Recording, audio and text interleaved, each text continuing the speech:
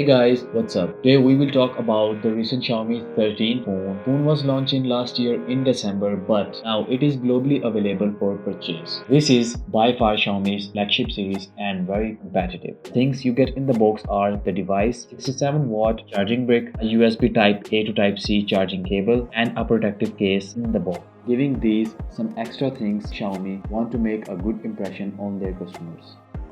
Moving to the body side, the design is really nice and shiny. Moving to the back, the glass back, and if you look at the camera section, it has triple camera setup which looks elegant. There is Leica branding, which Xiaomi does partnership with Leica to improve their camera mechanism. On the front, there is 6.36 inches AMOLED display. The top, it's really tied up, two microphones and two IR blasters. Moving to the right side, the volume rockets and the power button. Opposite side is uninterrupted, and the rest, bottom side, primary speaker, Type-C charging port, and SIM tray. Talking about the display, it contains 120Hz AMOLED display, which is protected by Gorilla Glass 5. The contrast and the color accuracy is good, but improvement from the last year are the nits. It can go up to 510 nits in manual, and in sunlight it can go up to 1250 nits automatic.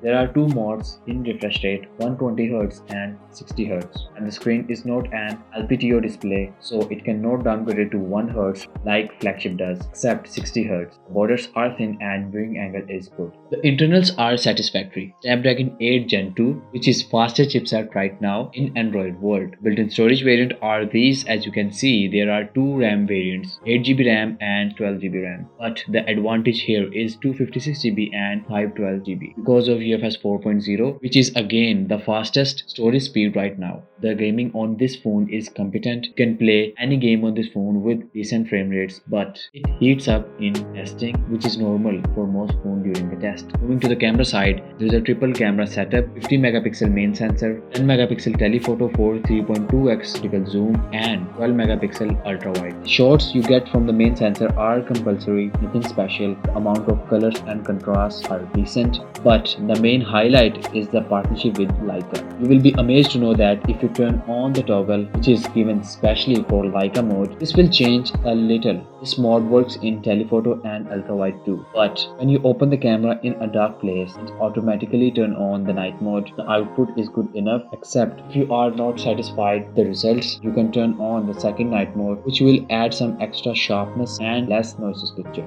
The portrait pictures are good and the edge detection too. Plus, you can rely on this camera setup in a day and night too. The video playback is confirmed. You can record 8K video at 24 frames per second, and the quality is actually better this time in daylight and night. There is a 32 megapixel front-facing camera which can record 1080p video at 30 frames per second. Last but not least, battery compartment. Just like the old model, it has 4500 mAh battery. The battery consumption is improved this time.